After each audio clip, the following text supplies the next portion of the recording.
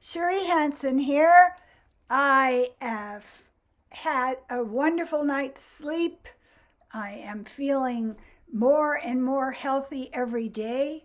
It's so good. I think the thing that I'm finding out is that I wasn't cutting myself enough slack.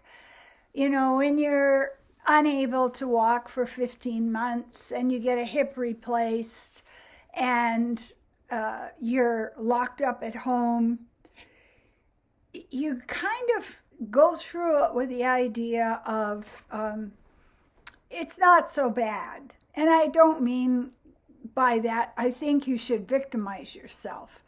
I'm always focused on trying to avoid secondary suffering. Let me explain what that means. The secondary suffering is the suffering that you come in behind the incident to turn up the volume on it, to make it be more overwhelming, instead of getting to a place of mindfulness where you just get into that place where you ask, okay, I'm supposed to learn something now. What am I supposed to learn? And keep your mind focused on that. But there's also this thing that happens when you're tough. There's this thing that happens when you're Spartan. And that is that sometimes you don't understand your human frailty. In other words, of course, you had your sense of physicality decimated and dissolved. And of course, you went through quite a bit that you are now trying to process and get rid of. And it led me to the thought during meditation today of the concept of learned helplessness. Learned helplessness is an inherited thing we get. When we have our parents teaching us how it's too much, it's too hard, you can't. The story that my parents often told was that life is a struggle. And so you get to the place where you start to embrace struggle as a sign of how virtuous you are. You know, look at you. You're really having a tough time. You must be wonderful. And I think about all of the studies that have been done on learned helplessness. What happens when you have been taught that you're helpless is you're not as focused on solving any problems. There's a video that's going around on TikTok right now, which is quite wonderful. Two babies that are the same age come across a barrier. And one baby puts his hands on the barrier and starts to weep. Oh, I can't go, I can't go. The other baby puts his head down and looks around, and he's in problem-solving mode. He's going to find a way to get through that. And I think when we inherit learned helplessness, we're less likely to see a solution. It's just bad.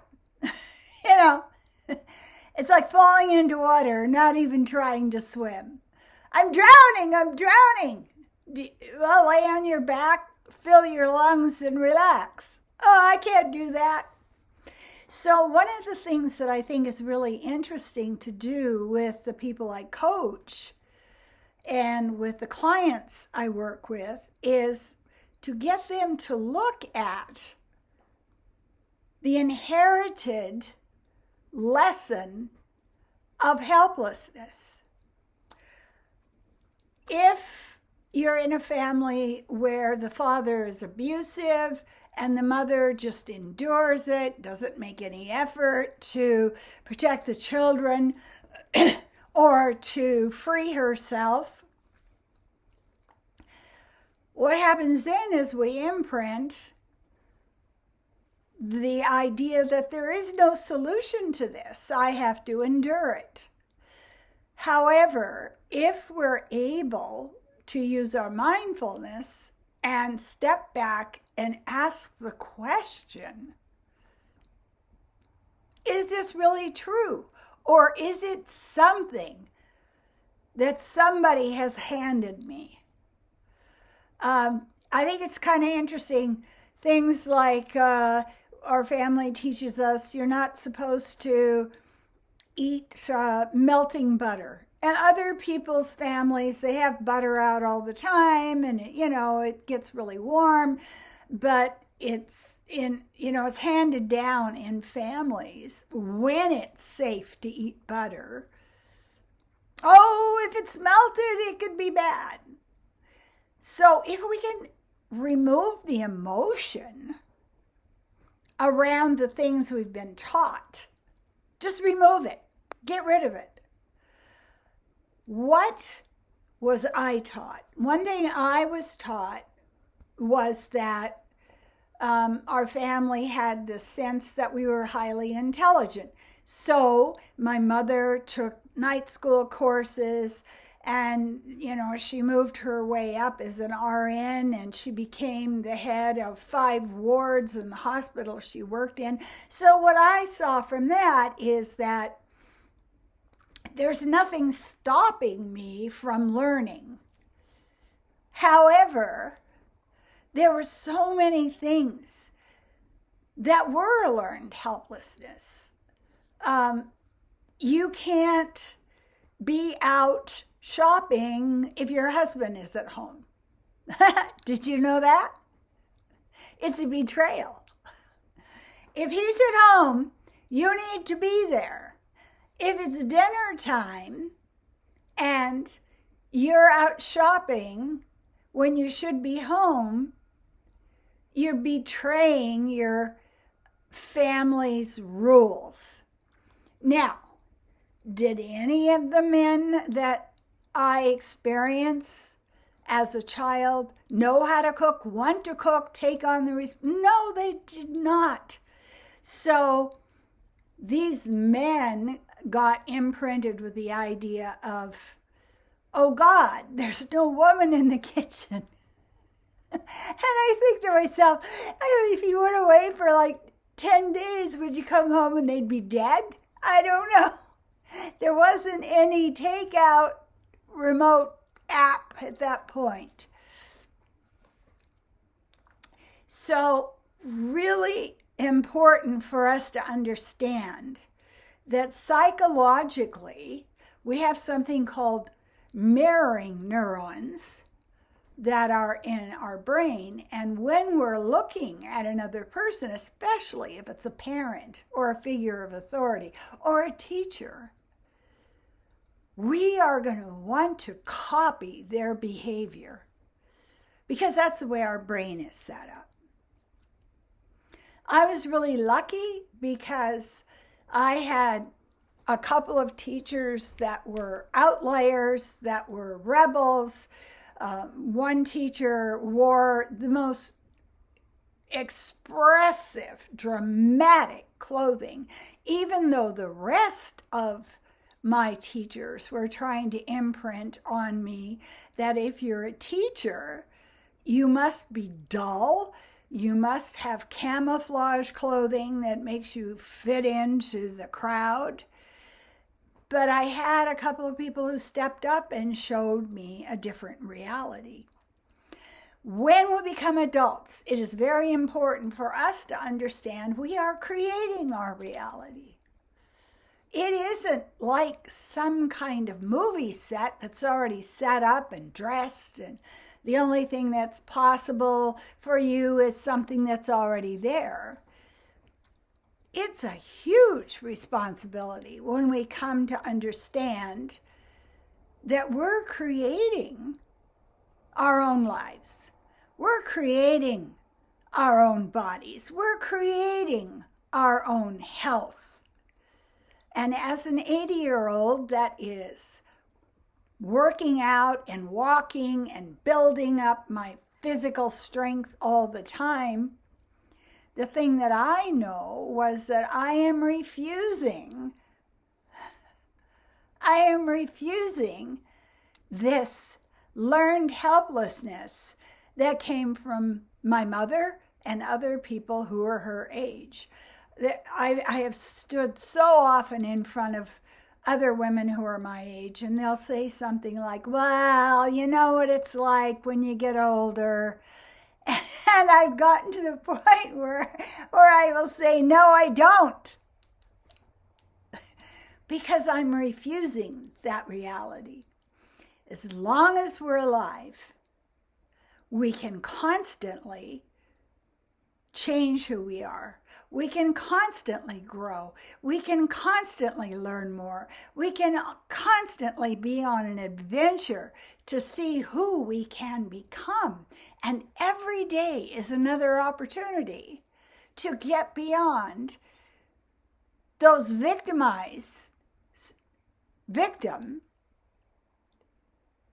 poor me, oh God, you're a woman, let me help you carry your groceries.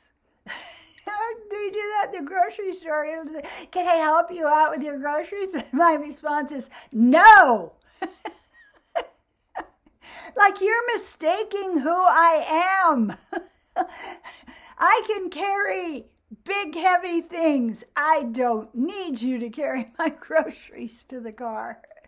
And so I refuse the script. I'm not gonna read those words. I'm not gonna play that part.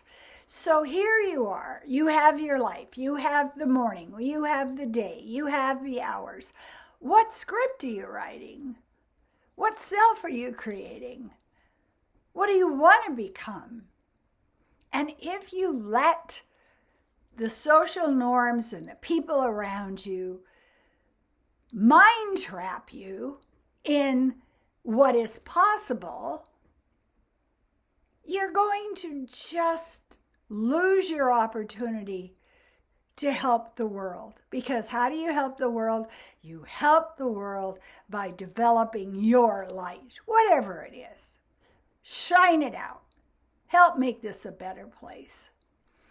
I do want to mention to you, I'm taking more clients now. I can help you to step into who you were meant to be. I can help you step into a place of optimism and agency. Who's your agent, baby? I am. And we need support when we're first coming across this concept that the cage that we think we're locked in isn't locked, and we built it. So get a hold of me. We can draw up a life plan. I can start working with you on your dreams, your visions, your projections of who you want to be. I'm encouraging. I'm right there with you. So get a hold of me, and I'll do a session with you where I read your energy and use my channel to come up with information. I do want to really thank everybody who is subscribing, subscribe, and the people who are liking, like, and the people who are commenting on my videos. Why? Why am I doing this? Because I want to help people. It makes me so sad to see people who are refusing to write their own script. They're writing the script that was handed down to them from their grandfathers, their grandmothers, their addicted uncles. It's like, just tear it up. For pity's sake, get rid of that and make yourself into somebody that you really admire and respect. That's the goal. Okay? I want to say, as I always do, I appreciate you watching my videos. Thank you so much.